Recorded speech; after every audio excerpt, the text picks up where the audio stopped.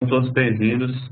A Autodesk essa semana está realizando aí uma série de webinars, para apresentar as tecnologias. Esse de hoje é especificamente sobre projeto de rodovias e vias urbanas, no segmento de infraestrutura. Queria agradecer pela Márcia pela introdução e pela ajuda aí de como utilizar o sistema. Ela já me apresentou rapidamente. Meu nome é Daniel Queiroz, eu sou engenheiro civil, eu sou especialista técnico da Autodesk para o segmento de infraestrutura. Então, acabo acompanhando aí clientes, tanto do governo quanto projetistas e construtoras, fiscalizadores e demais envolvidos aí nesse segmento de rodovias e vias urbanas. Só para definir as expectativas, esse webcast é o primeiro que a Autodesk está realizando com clientes, aí dentro de um longo tempo. E como ele é o primeiro, ele vai ser um webcast mais básico, só uma introdução sobre o tema. Né? Depois vocês podem obter mais informações de outras fontes de como efetivamente usar as ferramentas. Porque como a gente tem aqui pouco menos de uma hora, não dá tempo de mostrar exatamente como faz as coisas, quais os lugares onde clica e todas essas coisas que são mais dentro do software.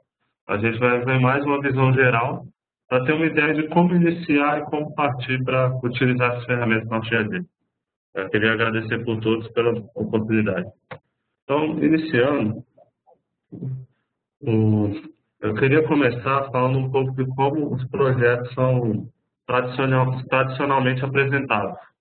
Quando a gente pensa em um projeto de rodovia, a gente pensa nisso que está na tela.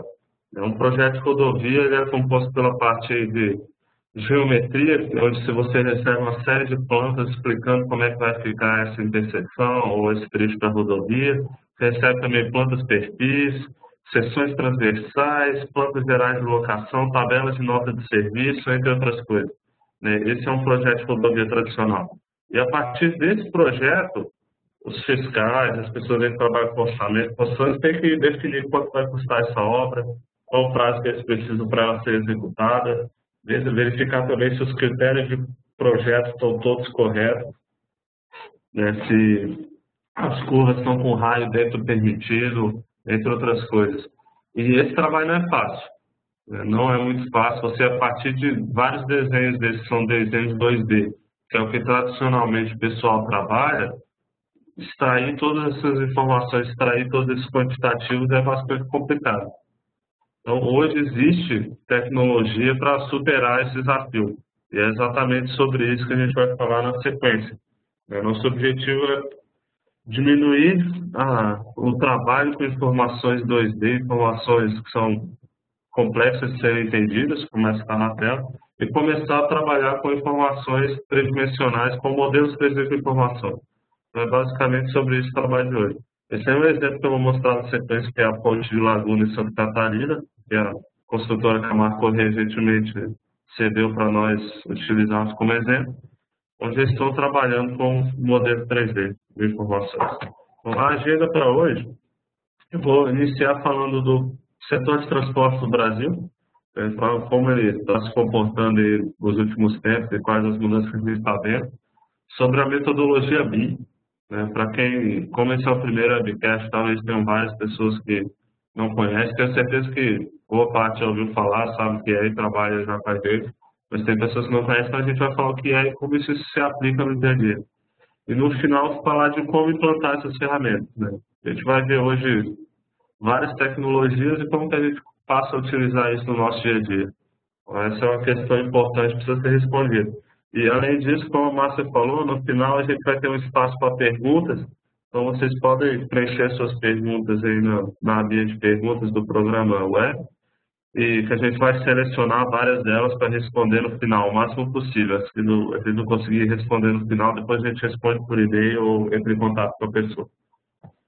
Então, começando com um breve panorama do setor de transporte no Brasil.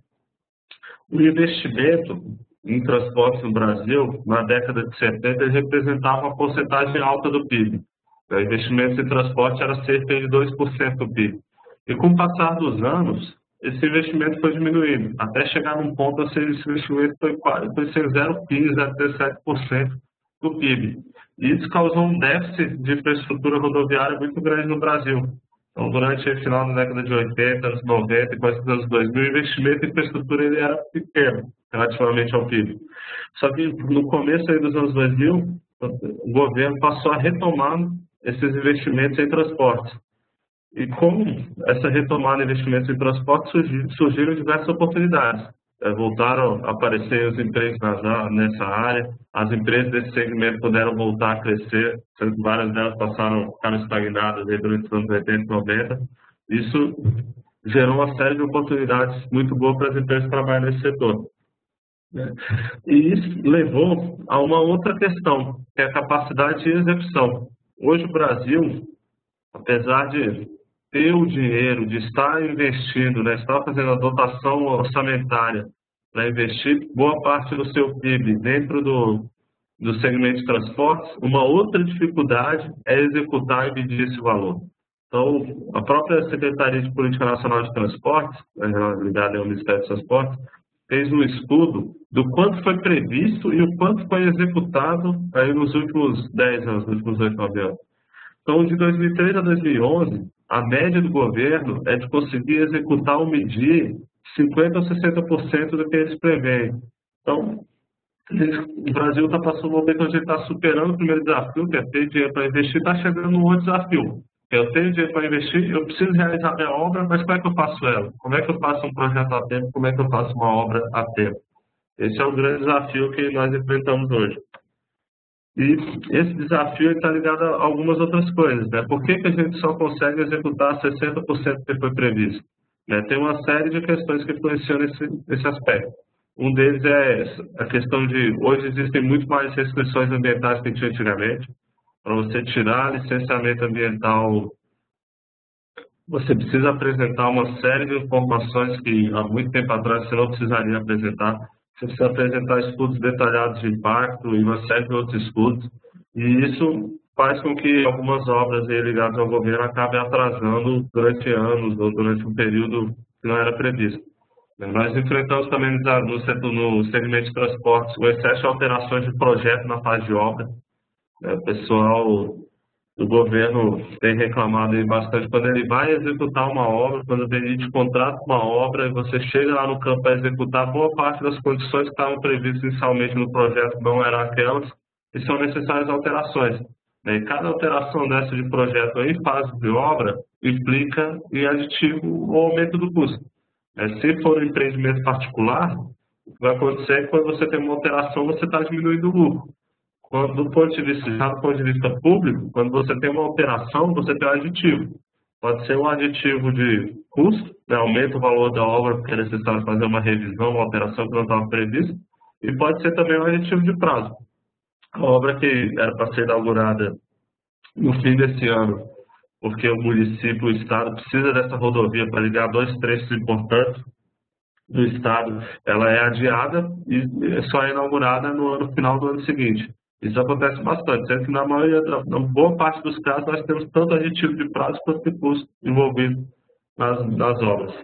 E outro item que é relevante é que o cenário de projeto é cada vez mais complexo, principalmente para quem trabalha aí nas zonas urbanas. Hoje o número de interferências e o número de aspectos que tem que ser levados em consideração em um projeto é bem maior do que era antigamente. Esse pequeno videozinho, ele mostra o cenário de uma região altamente povoada, né, exemplo, nos Estados Unidos, onde você tem uma série de interferências. Então, você tem aí uma série de redes de gás, uma série de infraestruturas existentes, né, como rede de gás, rede elétrica, rede hidráulica, rede de esgoto e assim por diante, fundações de prédio. E quando você vai executar um novo empreendimento, um novo viaduto, uma nova rodovia, duplicar uma via urbana, você tem que considerar essas interferências com o calçado e com outros objetos. E considerar essas interferências em duas dimensões é complicado. Nem sempre você tem a dimensão espacial exata de qual a interferência do projeto na intervenção que você está fazendo. Por isso, várias empresas estão utilizando hoje metodologia de trabalhar com projetos em 3D com informações. Nesse sentido, a Autodesk ela ficou mundialmente famosa aí durante o final dos anos 80 e começo dos anos 90. Quando ela implementou o AutoCAD em diversas empresas. A Autodesk ficou famosa por ter popularizado a tecnologia de CAD, que é o desenho auxiliado pelo computador, ou assistido pelo computador. E o CAD foi uma transformação muito grande na época. né? Tudo que era feito antes em papel vegetal, prancheta, passou a ser feito no computador. Porque fazer no computador é mais rápido, revisar no computador é mais rápido, e quando você tem que fazer uma alteração, uma nova emissão, fazer isso no computador é muito mais rápido do que antigamente, quando você tinha que ir para a Gillette, raspar, revisar tudo e emitir de novo. Então, a própria utilização de metodologia CAD já foi uma revolução na época. Só que hoje nós estamos no meio de outra revolução. E a distância para o que as tecnologias que eu vou mostrar na sequência, talvez ela seja tão grande quanto a distância do CAD para o papel vegetal. Então, é uma mudança grande e precisa ser encarada com persistência para poder ter sucesso. A Autodesk hoje, 32 anos depois do AutoCAD ter sido lançado pela primeira vez, ela cresceu bastante, né? A empresa tem milhares de funcionários espalhados em 95 países. Nós temos 2.400 revendedores no mundo, sendo que no Brasil são mais de 50. Esses revendedores são responsáveis por dar uma cobertura que os clientes precisam, né? Nossos clientes, a gente tem clientes espalhados pelo Brasil inteiro. E a gente também está aumentando nossa rede de revendas. Hoje nós temos revendas nos principais estados e cidades brasileiras. Nós temos vários centros de treinamento, softwares da Autodesk são os mais populares. Só no Brasil nós temos mais de 200 centros de treinamento. E todo ano estão investindo mais de 500 milhões em pesquisa e desenvolvimento para a criação de novas tecnologias e novos softwares. Então, todo ano, os softwares da Autodesk são lançados versões atualizadas e melhoradas, né, mais estáveis, ou com mais funções. E, além disso, são criados novos softwares, são desenvolvidos novos softwares. Ao longo desses 30 anos, a Autodesk sempre teve essa cultura de investir bastante em pesquisa e desenvolvimento, hoje são mais de 500 milhões anualmente, para poder melhorar a tecnologia existente e lançar novas tecnologias. E o objetivo dessas novas tecnologias é superar os desafios do projeto tradicional. Quando a gente fala em um projeto tradicional, de uma rodovia, ele é sempre focado na produção de desenhos, né? Os softwares foram inicialmente criados para produzir desenhos que vão para campo ser traduzidos na construção real. Então, o foco sempre foi a produção de desenhos, e isso traz uma série de dificuldades. Quando você tem uma série de desenhos desconexos e você precisa alterar um projeto que está lá no AutoCAD, quando você está na véspera de entregar, isso é muito difícil.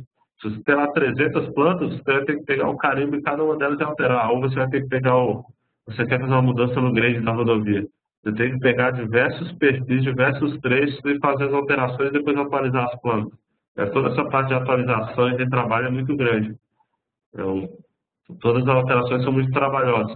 E outro item é que coordenação entre diversas disciplinas é muito difícil, né? Como é que eu sei se meu projeto de sinalização colocou os elementos nos locais adequados? Ou como é que eu sei se o meu projeto de drenagem está adequado, a drenagem está do lado correto da via? Né? Não é incomum, né? Por isso, quando estava projetando, não era incomum receber um projeto de drenagem onde a boca de lobo estava do lado alto da via, quando era uma via de um caimento só.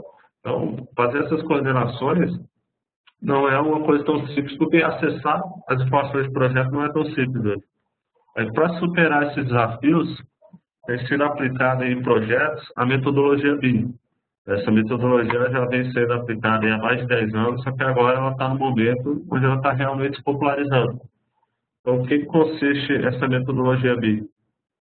Ao invés de trabalhar com dados 2D, cujo objetivo final é gerar plantas que vão ser enviados para o DENIT, vão ser enviados para o DR, para o PT, para eles analisarem, nós trabalhamos com informações tridimensionais e podemos disponibilizar essas informações para a contratante. O trabalho dela de análise, revisão, verificação de quantitativo seja muito mais preciso e mais adequado. O grande objetivo no final das contas é que a rodovia fique pronta dentro do prazo previsto. Que a cidade precisa dessa rodovia, o Brasil precisa dessa pista, o bairro precisa ter as vias locais prontas, tudo isso precisa ser executado. Esse é o grande objetivo. Então, quando a gente fala basicamente de metodologia BIM, isso consiste basicamente de usar dados topográficos, né, dados coletados em campo, seja esses dados coletados por teodolito, ou estação total, ou GPS, ou escaneamento a laser, que é o método que vem sendo utilizado ultimamente.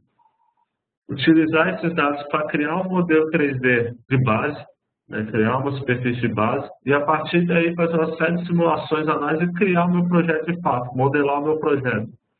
e modelar o meu projeto não de forma que ele seja apenas uma maquete eletrônica, mas que ele seja um modelo 3D com informações. Ele tem a informação do raio de curva que foi utilizado, se esse raio está ok dentro de uma determinada norma ou um determinado critério, se o meu tubo de drenagem está lançado no local adequado, qual o diâmetro dele, qual o material que é feito. Tudo isso são informações que estão contidas no modelo 3D. Então, isso muda bastante a dinâmica, porque para um órgão como o DENIT analisar e trabalhar com informações 2D em papel é muito complicado. A partir do momento que eles começarem a receber projetos em 3D, projetos das projetistas, vai facilitar bastante o trabalho para eles. E a certeza em relação aos projetos vai ser bem maior. Hoje não é incomum você ter uma interseção, mano, de duas pistas, quando você chega no campo a alocar, a cota de uma em relação à outra não foi bem considerada.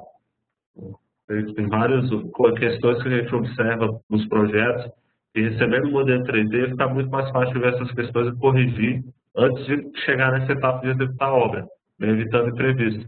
Outra vantagem e ponto de consideração é que a construção ela fica muito mais facilitada porque a documentação é a documentação mais precisa.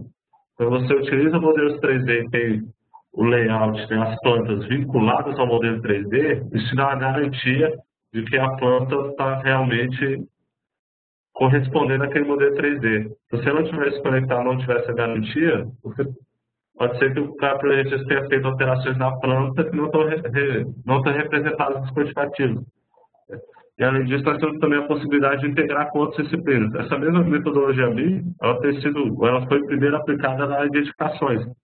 Então, tanto pessoal de edificações, plantas industriais, pessoal de estruturas, fez projetos 3D. Isso nos permite integrar toda essa parte rodovia com a parte de volta, para projetar aí praças de pedágio, pontes, seja de qualquer tipo, estaiada, viaduto, sim. Bom, um exemplo que eu queria dar é o caso do DENIT, né, que é o Departamento Nacional de Transporte. O DENIT usa a tecnologia do Autodesk, que está utilizando aí desde o final de 2011. E o DENIT ele é o órgão brasileiro aí responsável por fazer a gestão de todas as rodovias e ferrovias, também aquedutos federais.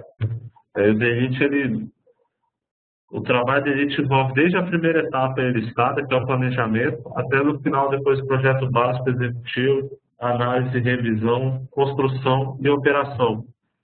Então, no planejamento, eles utilizavam bastante ferramentas básicas, né, como Google Earth ou Desmapa 2D do AutoCAD ou outros programas, para fazer o planejamento de como eles queriam que a pista fosse duplicada ou quais são as intervenções necessárias.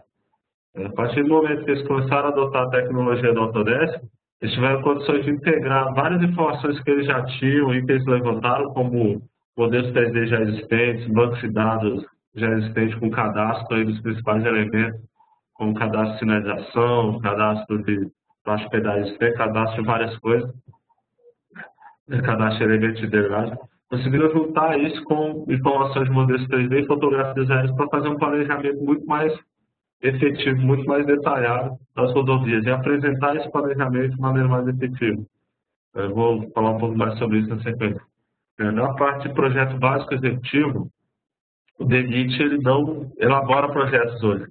A gente sabe que o pessoal lá está começando a elaborar de projetos, eu vou falar um pouco mais sobre isso, mas inicialmente o DENIT é responsável apenas por contratar projetos básicos executivos e fiscalizar e revisar esses projetos. O que acontece hoje? O DENIT, ele basicamente recebe hoje como informação um caderno de 500 páginas, 1000 páginas, com todas as plantas de projeto, né? Às vezes muito mais que isso, com vários cadernos, vários pontos. E a partir desse caderno ele tem que analisar se o projeto foi bem feito, se os raios utilizados das cores estão corretos, se a drenagem foi bem projetada e assim por diante. Todas as disciplinas têm que ser compatibilizadas. Se os quantitativos de escavação e terraplanagem estão corretos, se os quantitativos de materiais de pavimentação estão corretos, tudo isso hoje é verificado em cima de papel ou PDF. O DENIT eles não recebe por padrão desenhos DWG nem 2D. Eles só recebem hoje desenhos de seções transversais. E muitas vezes o processo de análise e revisão demora muito tempo. O projeto ele demora estão com tempo considerável para ser analisado. Depois que ele é analisado, uma série de alterações são solicitadas. Essas alterações são demandadas aí das empresas projetistas. As empresas projetistas gastam aí 1, 2 meses fazendo as suas alterações e o projeto é submetido de novo para o DENIT. E nisso fica um vai e vem, que às vezes demora mais de um ano. Esse processo de análise e revisão é muito complicado. Então, o DENIT ele quer fazer essa análise e revisão a partir de modelos 3D. Então, lá no DENIT já foi aprovado internamente uma norma que vai obrigar os projetistas a entregarem modelos 3D com informações. E isso vai facilitar e simplificar muito a parte de análise e revisão do projeto. O grande objetivo é, passando essa parte de análise e revisão tendo o modelo 3D, disponibilizar esse modelo 3D para a construtora que vai a campo executar o projeto. Essa construtora, muitas vezes, ela fica até com receio de participar de uma licitação hoje, porque quando ela vê as plantas de projeto, o escopo do projeto, ela não tem certeza que aquilo ali está adequado, que os valores quantitativos estão adequados com o que ela vai ter que elaborar na realidade. Então, você poder disponibilizar modelos 3D com informações para as construtoras, elas vão ter muito mais certeza e vão poder participar da licitação com um orçamento muito mais preciso. Isso vai dar uma vantagem muito grande. Esse fluxo que eu estou mostrando aqui hoje também é o fluxo correspondente a um processo tradicional, né, que segue pela Lei 8666. A gente sabe também que o DENIT tem utilizado bastante agora o regime diferencial de contratações, o RDC. Então, para as principais obras ligadas aí a projetos da Copa, Olimpíada, PAC 1, PAC 2 e demais extensões aí dentro do PAC, eles têm utilizado o regime diferencial de contratação. No regime diferencial de contratação, o que está acontecendo é, ao invés de contratar o projeto básico executivo separado com uma projetista e depois fazer a licitação da construção, isso tudo está sendo feito dentro do mesmo pacote. A gente contrata o projeto junto com a construção. E tem algumas diferenças contratuais que são muito importantes nesse modelo de contratação. Normalmente, dentro do processo tradicional, todo o risco do projeto está do lado do DENIT. Se a projetista entregou o projeto para o DENIT, dizendo que iam ser 1.000 metros cúbicos de escavação para terraplanagem, chegou na hora da obra, você precisou de 2.000 metros cúbicos, para isso você vai ter que fazer um aditivo. Esse aditivo vai ser 1.000 metros cúbicos a mais de terraplanagem. E quem vai pagar com isso, quem vai arcar com isso é o governo. Então, qualquer alteração, revisão de projeto hoje, a responsabilidade é toda do lado do governo. O governo arca com todos os custos e também arca com a questão de atraso e prazo, tudo fica sob a responsabilidade do governo. E acaba também a projetista, a consultora envolvida, acaba perdendo algum dinheiro e tem que fazer todas essas alterações, mas o prejuízo maior é do governo hoje. E, visando distribuir esse risco, o governo, por passar esse risco para a iniciativa privada, o governo criou um regime diferenciado de contratação, onde ele faz um anteprojeto, ou contrata esse anteprojeto para a empresa de consultoria, essa empresa entrega esse anteprojeto para o DENIT faz a licitação, e um consórcio, né, formado por uma empresa projetista e uma construtora participa dessa licitação e se responsabiliza por entregar a obra pronta dentro de um custo fechado. Né? Enfim, eu vou gastar 500 milhões para duplicar essa rodovia, vai chegar no final, a questão de aditivos é bem restrita, então eu vou ter que entregar basicamente por esse custo. Não interessa, eu vou ter que fazer alterações no projeto, ou enviar o traçado da via, essas questões não interessam. O governo ele quer que a rodovia seja entregue pronta, né, para diminuir o risco do lado dele. Isso tem feito com que tanto o governo busque fazer um anteprojeto melhor, tente fazer um planejamento mais detalhado, como também as empresas construtoras façam a utilização de mais tecnologia, para diminuir esse risco do lado dela. O governo hoje está compartilhando o risco para essas empresas privadas. E para essas empresas privadas tentar minimizar esse risco que elas estão recebendo é muito importante. E como nós fazemos isso? Usando uma tecnologia mais avançada, fazendo projetos mais detalhados. Então, nessa parte de planejamento e de projeto, o DENIT tem iniciado a elaboração de projetos e tem detalhado mais os estudos dele. Então, essas duas imagens são dois exemplos de estudos que o DENIT fez. Um deles é duplicação da BR-101 no trecho Rio Santos e o outro é uma rodovia em Minas Gerais. Então, eles utilizaram já modelos 3D, imagens aéreas, dados topográficos de curva de nível, modelo digital do terreno, imagem de satélite, para criar essas bases e poder fazer um planejamento mais detalhado, apresentar esse planejamento mais detalhado. Eu vou aqui mostrar na sequência para vocês o que seria isso. A Autodesk tem uma série de soluções para segmento aí de rodovia. Esse que eu vou mostrar na sequência chama-se InfraWorks. Depois eu vou falar mais sobre o software. O objetivo não é apresentar como o software funciona, apresentar esse detalhe, mas dar uma visão geral hoje. O InfraWorks, o que ele permite? Porque você, a partir aí de modelos digitais do terreno e outros dados, crie bases 3D para poder fazer um planejamento e estudo de propósito mais detalhado. Então, esse aqui é um trecho do Rio de Janeiro. A Prefeitura do Rio de Janeiro disponibilizou uma série de dados para a gente, para que nós pudéssemos criar essa base. Então, se você tem mapas de cor de nível, modelo digital de elevação, imagens de satélite de uma região, você consegue integrar isso no modelo 3D. Aqui, além dessas informações básicas de terreno, nós pegamos também um cadastro da parte de áreas de água, que eu tenho a Lagoa, Rodrigo de Freitas, e também de edificações. Nós pegamos só as edificações da Zona Sul. Então, na Prefeitura do Rio, como existe um cadastro já muito bom de edificações, com a área construída, a altura dos prédios, nós conseguimos transformar esse cadastro em uma base 3D. Tudo isso é feito automaticamente. Além disso, nós conseguimos também importar dados de ruas. Então, cada rua ela veio de um banco de dados geoespacial, onde eu tenho a posição exata dela já referenciada e também o nome da rua. Essa aqui, por exemplo, é a Avenida Atlântica, da Orla da Zona Sul. E a partir do momento que eu tenho minha base, eu posso criar propostas de maneira muito rápida. Vamos imaginar que nesse trecho aqui não existisse uma pista de ligação e eu quisesse criar uma. Eu tenho ferramentas aqui para criar propostas de maneira muito rápida. Eu posso selecionar aqui 2 pontos, eu vou ligar daqui até aqui, criar uma nova rua nesse segmento, ligando esses 2 pontos. E a partir daí, o modelo 3D já é criado. Então, fazer estudos, criar alternativas propostas, hoje é muito mais rápido que era antigamente. Eu sempre brinco com o pessoal do Rio que eu demoro quase mais de 1 hora na hora de pico para dar a volta na lagoa. A solução para a Lagoa Rodrigo de Freitas, vou colocar uma imagem da internet, pode ser a criação de uma ponte. Não pode ser de brincadeira. Se a gente quisesse criar uma ponte aqui, cortando ela no meio, para ligar direto os 2 tramos aqui da Zona Sul. Como é que seria isso? Eu tenho ferramentas aqui para fazer o sketch conceitual de maneira muito rápida. Todos esses estilos de ponte, viaduto, isso já são pré-definidos. Subir aqui o nível do viaduto. E aqui eu tenho o modelo 3D já pronto. Vamos supor, uma faixa para cada lado não está muito bom. O ideal é que fosse aí, 3 faixas em cada sentido. Vamos botar 3 faixas em uma direção, 3 faixas em outra. Toda essa alteração e simulação é feita em tempo real de maneira dinâmica. Conforme eu altero a propriedade, ele altera aqui o sentido de navegação. Tem 3 faixas e 3 faixas voltando. Então, usando esse tipo de ferramenta, a parte de análise, estudo de alternativas e planejamento é muito facilitada. Ajuda bastante.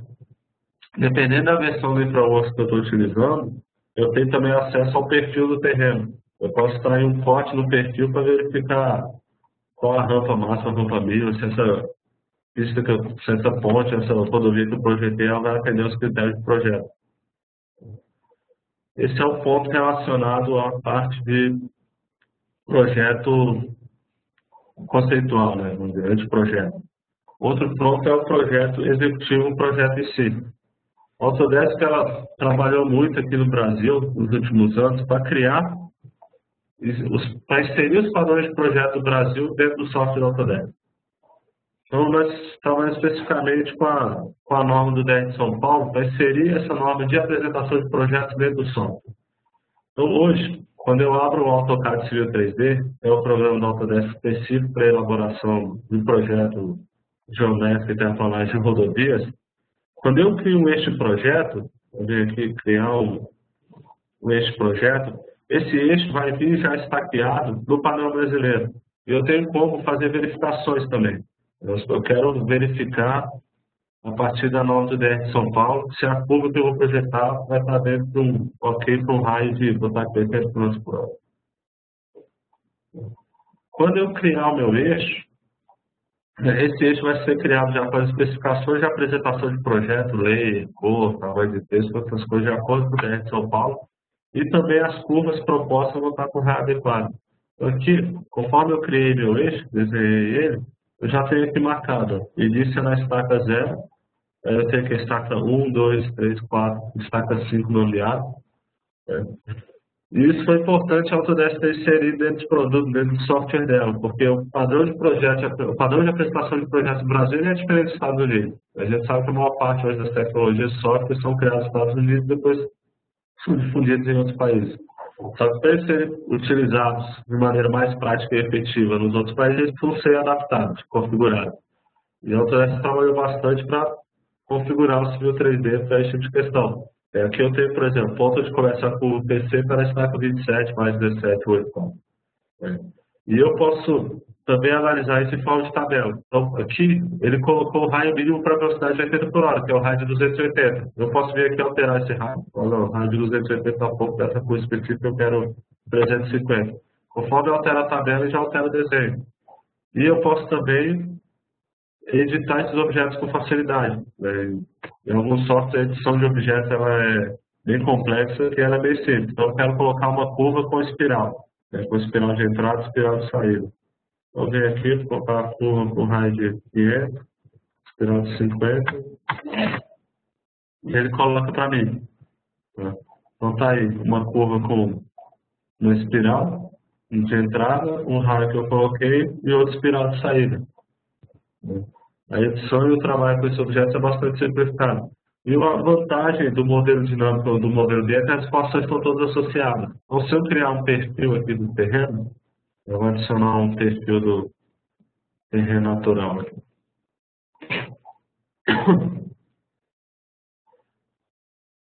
Ele já é desenhado e vinculado ao eixo. Então, aquele eixo que eu desenhei, o perfil dele ao longo do terreno natural é esse aqui. Eu tenho aqui embaixo já as informações inseridas automaticamente a partir do padrão que eu usei, que é o DR de São Paulo, né? Parte de terreno, parte de projeto, as estacas, e aqui embaixo as informações de tangentes horizontais, curvas, espirais de transição e todos os demais elementos já são locados automaticamente. Se eu fizer uma alteração aqui no final, vou dizer que eu não queria que essa pista acabasse aqui, eu vou ter que mudar o ponto de conexão dela com outra pista, vai para cá. O ajuste no perfil já é feito automaticamente. No final tinha um pico e agora isso é trocado automaticamente. A criação de seções tipo ela também é bastante simplificada. No Civil 3D eu tenho uma série de elementos já pré-cadastrados. Então, abrindo aqui a aba das seções, eu tenho aqui uma série de elementos pré-cadastrados. Eu tenho faixa de rolamento com superelevação, faixa de rolamento com abaulamento, faixa de rolamento com tape, faixa de rolamento com várias camadas. Isso aqui o pessoal de aeroporto geralmente usa pavimento com 8, 10 camadas, dependendo da situação. E para criar a seção tipo é muito simples. Basta adicionar esses elementos aqui, acostamento, e adicionar o acostamento. Eles são automaticamente adicionados nessa projeção. Depois disso eu posso adicionar aqui, por exemplo, um talude, adicionar um talude com banqueta. E todas as configurações são feitas através de propriedades. Esse elemento, talude padrão, ele é um elemento dinâmico e configurável. Então aqui eu posso definir a inclinação máxima, botar aqui no corte 1:1. A cada 5 metros de corte com a altura máxima eu quero uma banqueta. No aterro vou usar 2:1. Vou usar uma banqueta a cada 6 metros, por exemplo, em aterro. E quero que a largura aí da minha banqueta seja de 5 metros. Então eu faço aí todas as minhas configurações e depois ele vai aplicar toda essa seção ao longo do corredor. Aqui eu posso ainda espelhar isso aqui para o outro lado. Selecionar aqui os elementos e copiar eles aqui para o lado esquerdo. Copiei sem a faixa de rolamento, não tem problema. E depois eu posso aplicar isso aqui dentro do corredor. O corredor ele é a junção das três coisas.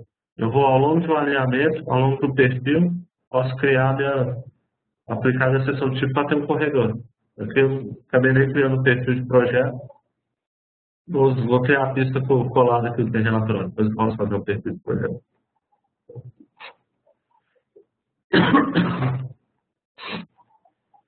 Com isso ele cria um corredor 3D aqui para mim, um corredor, na verdade ele é um objeto 3D, que tem aí as minhas principais informações de projeto. Então, aqui eu tenho minha seção, cada linha dessa representa um elemento, faixa de rolamento, largura, e a partir desse corredor eu posso extrair informações. Um outro trabalho que a Autodesk fez foi o de inserir relatórios brasileiros.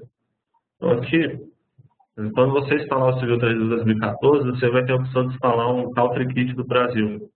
Então, uma opção que, quando você insere, fica aqui uma bandeirinha do Brasil com relatórios brasileiros. E um dos relatórios que nós inserimos foram nota de serviço e outra de imagem de sessões transversais.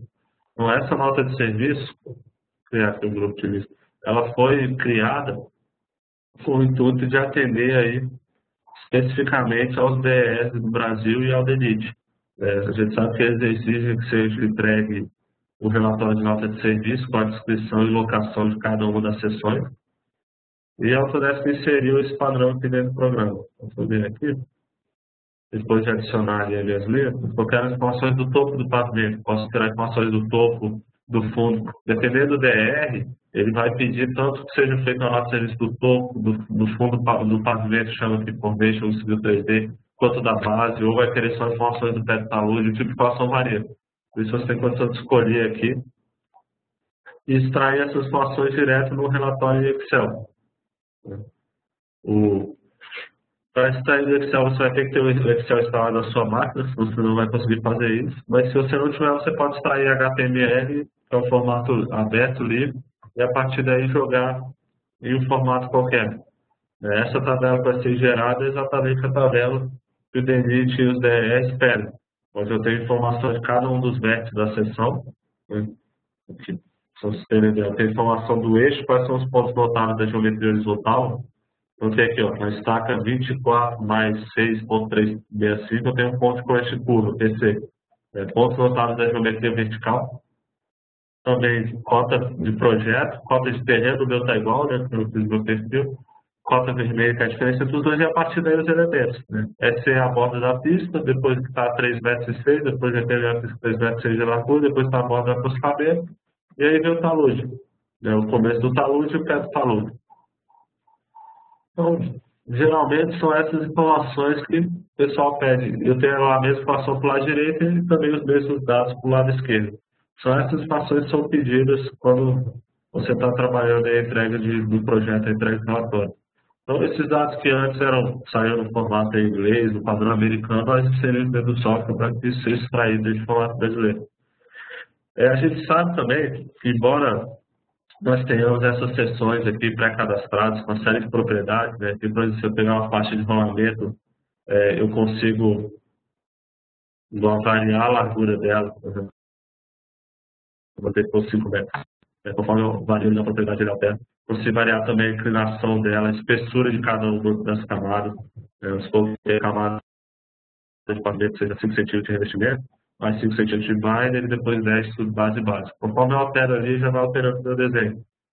E um outro aspecto importante que eu posso também considerar super elevação, super largura e diversas outras considerações. Tem um ponto que é importante que, embora o software venha com uma série de sessões pré-cadastradas, nem sempre essas milhares de sessões que vêm aqui com o software, elas vão atender no caso de todos os projetos. Por isso, o Civil 3D veio ainda com um plugin que permite com que você crie sua própria sessão. Então, usando uma interface que você não precisa saber programação nem nada, só precisa saber lógica, você consegue criar uma sessão, nem essa que está no canto direito superior, né, que é uma plataforma onde a borda da plataforma acompanha o talude projetado. E eu consigo colocar condições para essa sessão se comportar da maneira que eu quero, tanto no corte quanto no aterro. A gente sabe que o talude, a projeção, os critérios, se vai ter dreno ou não vai ter dreno, isso varia se está em corte, se está em aterro, qual é a profundidade do corte, entre outras coisas. Então aqui eu consigo colocar, por exemplo, se a minha sessão tiver 30 centímetros acima da superfície. Coloque essa condição. Né? Vai ser uma situação de aterro, onde vai acompanhar aqui o talude do aterro. Já se a seção estiver num corte de 1 metro, eu quero que a beirada ali da plataforma acompanhe o talude de corte, né, que vai estar projetado aqui. Se for um aterro maior, de 1 metro, por exemplo, aí a plataforma inteira já vai acompanhar o pé do aterro.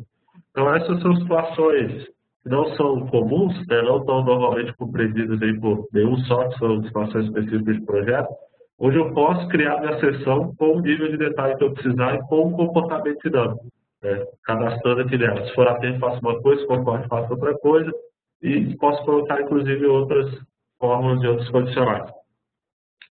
Portanto, isso aqui é que eu também tenho condições de criar sessões de túneis, sessões de pontes, entre sessões de outras coisas.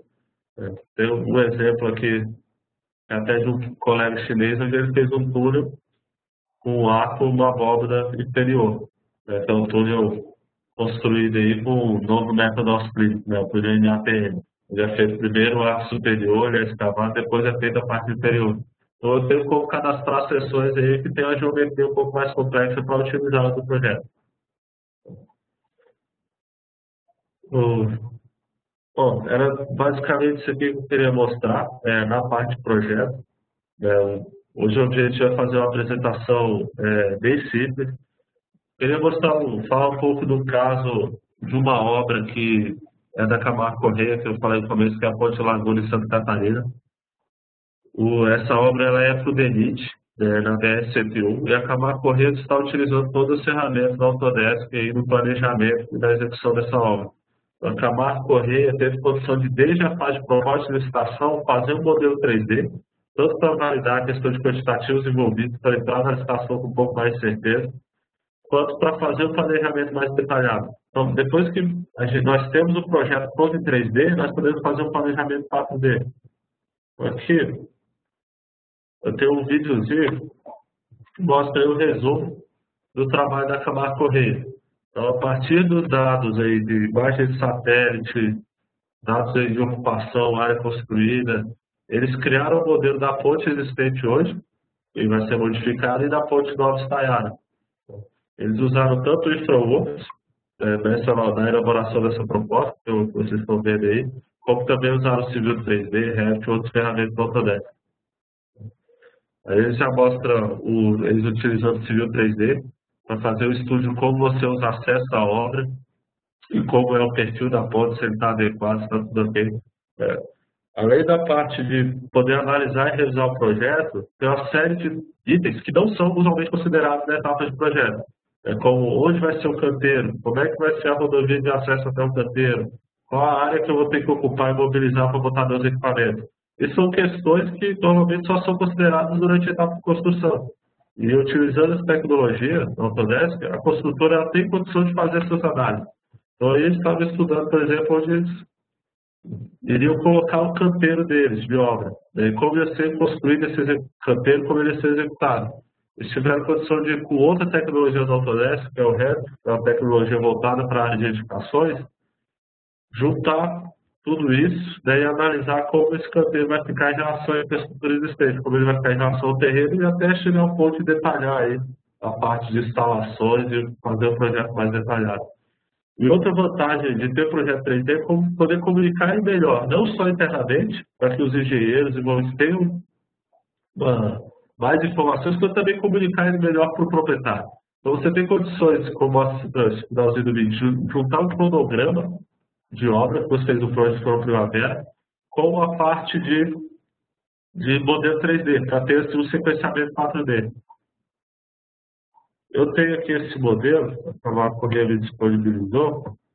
Eu vou mostrar para vocês a sequência onde eles fizeram o modelo 3D, né, receberam o modelo, na verdade, eles receberam o modelo todo 2D. A partir desse modelo 2D que eles receberam, eles criaram a proposta em 3D e utilizaram essa proposta em 3D para fazer uma simulação da construção. Então, aqui, tem um modelinho está sem os materiais aplicados para todo cinza, onde eu tenho a ponte de Laguna, que hoje é uma das maiores obras do Brasil, a ponte com a extensão bem grande, né? A ponte bem extensa.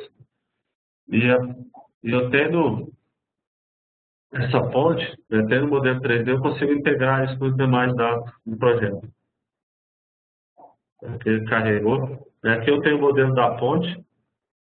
Se eu for ver aqui, tirar uma medida básica dessa ponte aqui, ela tem quase 3 quilômetros aí de um lado ao outro.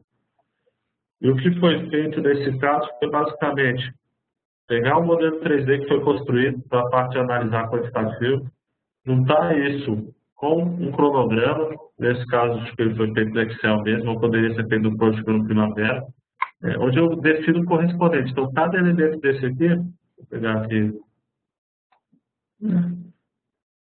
por exemplo, defesa rígida no vão 2. O que é a defesa rígida no vão 2? Defesa rígida no vão 2, ela é correspondente a esse elemento aqui, essa defesa do segundo vão. Então, cada elemento está conectado ao cronograma e com isso eu consigo simular como é que a construção está acontecendo ao longo do tempo. Aqui eu dou um play, na minha tela eu tenho uma visualização de quais as tarefas estão sendo executadas em cada momento, que é essas letras pequenininhas aqui no canto, tem como aumentar o tamanho dessa letra e exportar isso para um relatório. E na tela eu tenho a evolução prevista do andamento da minha obra. Então aqui a obra começa pela parte inferior, onde essa obra é construída então métodos de balanço sucessivo, tem primeiro a duela central, a partir da duela central ele parte para construir os vãos até encaixar. Então com isso eu tenho condição de validar o meu planejamento, de forma a ter um planejamento muito mais efetivo, e tenho condição também de apresentar para a proprietária do empreendimento, no caso da Enite, um planejamento muito mais detalhado que pode ser muito mais bem discutido e mais bem avaliado. Então, esse foi o trabalho que a gente fez, de conversar com a Camargo Corrêa, conversar com o DENIT, para que ele disponibilizasse esse nível de planejamento do DENIT. A Camargo Corrêa inicialmente disponibilizou esse planejamento do DENIT para que ele pudesse avaliar como a ponte ia ser construída aí ao longo do tempo. Eu tenho condição, inclusive, de parar aqui, simular, por exemplo, como é que a ponte vai estar no meio do ano que vem. A previsão é que ela já esteja quase toda pronta, só faltando esse pedacinho aqui para ser construído. E depois, tendo os dados de medição real, eu tenho condição de comparar o que foi previsto com o que foi executado. Eu posso fazer as seguintes análises. Eu quero que marque para mim de vermelho tudo que foi executado atrasado. Ou quero que marque para mim de verde todos os objetos que foram executados de maneira adiantada, ou foram executados dentro do prazo. Eu tenho condição de fazer esse tipo de análise, que é importante. Tanto a construtora quanto o proprietário do empreendimento, eles precisam ter acesso a essas informações. São informações muito importantes para eles. E usando a tecnologia do Autodesk, nesse caso Navisworks, você pode obter essas informações.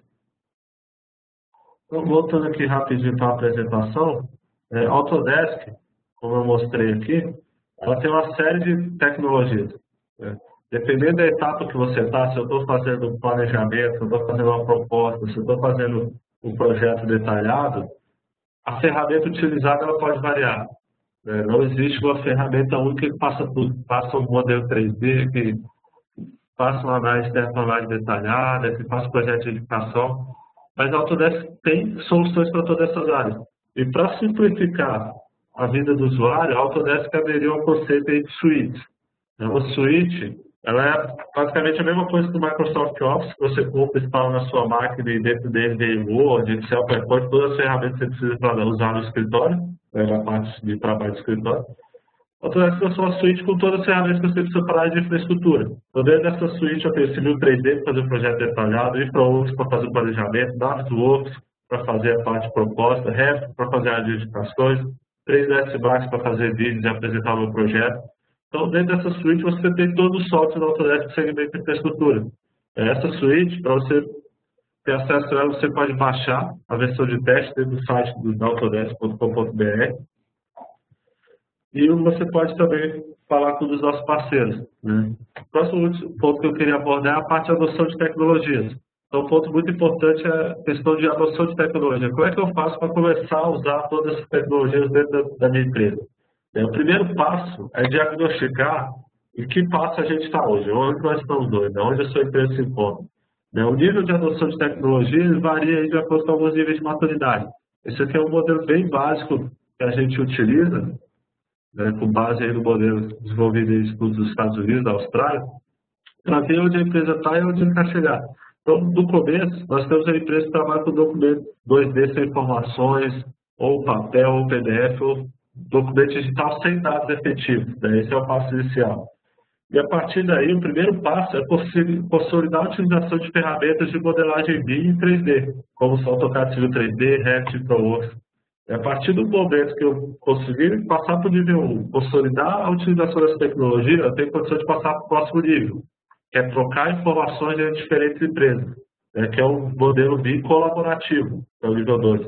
Nesse modelo colaborativo, a projetista trabalha drenagem, vai utilizar o modelo 3D, a projetista está na parte de sinalização, vai utilizar o modelo 3D, o projetista de terraplanagem e geometria também vai utilizar o modelo 3D. E eu tenho condição de integrar esses modelos e avaliar a interferência entre eles, simular a construção, fazer mais com esses modelos. Mas eu só consigo dar esse próximo passo se eu já tiver o modelo 3D já pronto. E o último nível, né, é o modelo integrado, onde o órgão contratante ele recebe o modelo 3D, modelo BIM de todas as projetistas, ele faz o controle de dados, versionamento desses documentos, pesos quantitativos já vinculados ao modelo 3D, faz a análise e aprovação digital. Esse é o último passo onde a gente quer chegar. Só que para chegar em cada um desses outros passos, nós temos que passar pelos passos anteriores. Parar de trabalhar com tudo em 2D, no AutoCAD exclusivo, começar a trabalhar com informações 3D e colaborar com os nossos parceiros envolvidos no ecossistema. E toda implantação, ela deve seguir alguns passos disso. O primeiro passo para você implantar uma tecnologia é planejar como você vai difundir ela dentro da empresa e que setores você vai utilizar inicialmente. É difícil transformar a empresa como um todo, mas é importante que isso seja bem planejado. Uma vez que o planejamento foi feito, é necessário instalar o software na máquina das pessoas. Porque se elas não tiverem a ferramenta lá para usar no dia a dia, elas nunca vão se acostumar com aquela ferramenta. E isso eu digo porque é importante quando seja feito o próximo item, que é o treinamento, é necessário fazer um treinamento ou estudar esse tipo de tecnologia para utilizar com eficiência. É importante quando esse treinamento seja feito, a pessoa já tenha instalado o software na máquina dela. Primeiro, para que ela já possa aproveitar melhor o treinamento, já tendo uma familiaridade com o software, e depois que no dia seguinte ao treinamento ela já começa a usar. E se ela faz um treinamento, volta para o escritório e não tem o software instalado, não adianta, ela não consegue utilizar isso, não vai esquecer tudo que ela fez no treinamento, vai perder todo esse conhecimento, esse aprendizado que aconteceu. E aí, outro método que a gente tem utilizado muito de empresa é fazer projeto piloto. Separar uma equipe, fazer com que essa equipe utilize obrigatoriamente essa tecnologia para depois essa equipe difundir para outros segmentos da empresa. E a parte de acompanhamento também é muito importante. Toda implantação envolve tecnologia, pessoas e processos. Então, a Autodesk tem hoje uma série de parceiros e revendas que podem fazer a implantação dessa tecnologia e tem condição de acompanhar vocês no dia a dia. Como eu falei no começo do Autodesk, nossa sede aqui no Brasil fica em São Paulo, mas nós temos parceiros espalhados pelo Brasil que têm condições de fazer esse acompanhamento. A melhor forma aí de ajudar nessa implantação a obter mais informações é através de um revendedor autorizado da Autodesk. Na página aí, www.autodesk.com.br/resellers, vocês acessam vocês conseguem localizar o revendedor perto de vocês, vocês digitam o local, a cidade onde vocês estão, e põem uma distância, basta 100 km do local de vocês, que ele vai localizar qual o revendedor mais próximo de vocês. Para a partir daí vocês entrarem em contato com esse revendedor, eles vão ter condição de explicar mais em detalhes como é que os softwares funcionam, como é que funciona a questão de licenciamento, que eu não tive tempo de explicar aqui hoje, e fornecer mais informações para vocês. Então, basicamente, o que eu queria falar hoje, também é falar um panorama rápido do setor de transporte do Brasil, falar sobre a metodologia BIM, por que ela está sendo aplicada, como ela está sendo aplicada dentro desse contexto atual, que a gente precisa fazer mais projetos em menos tempo, e precisa ter mais confiabilidade nos nossos projetos, e no final falei rapidamente como implantar. Queria abrir agora para perguntas. Algumas perguntas foram selecionadas. Obrigada, Daniel. Nós recebemos várias perguntas aqui dos participantes. Eu acho que vale a pena você falar de novo quais foram os programas que você apresentou e as versões desses softwares.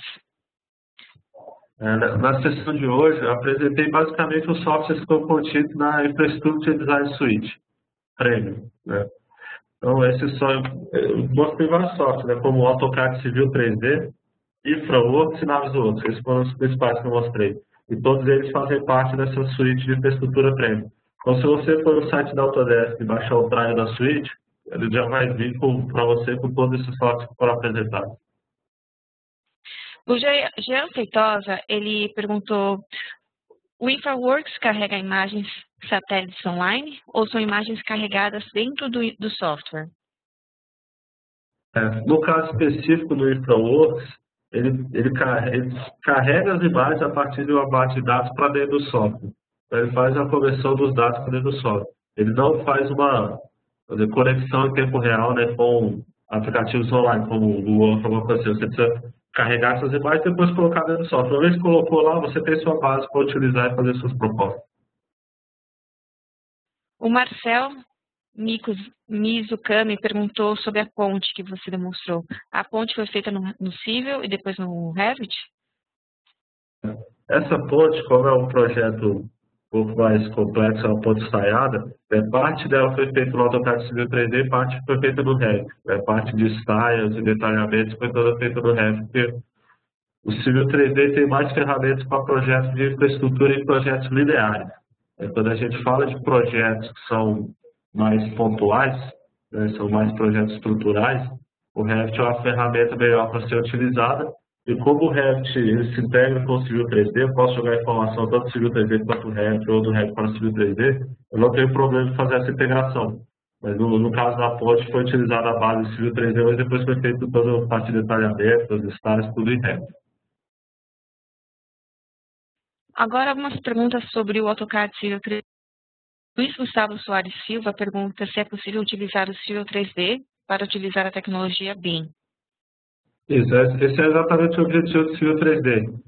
Trabalhar com modelos 3D que não sejam simplesmente paquetes 3D do projeto, sejam modelos 3D com informações.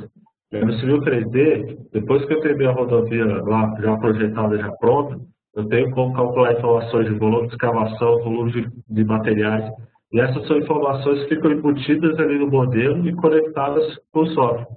Então, isso faz com que eu não tenha uma perda de dados, é uma perda de conexão. O Civil 3D ele justamente aplica a metodologia BIM a projetos de rodovia. A Sara Castro pergunta se o AutoCAD Civil 3D calcula automaticamente os volumes de corte e aterro. Depois que eu tenho minha superfície inicial, né, determinada a partir de uma imagem de satélite ou topografia, ou seja, qual foi a fonte, e eu tenho minha superfície projetada, para fazer esse cálculo é muito simples.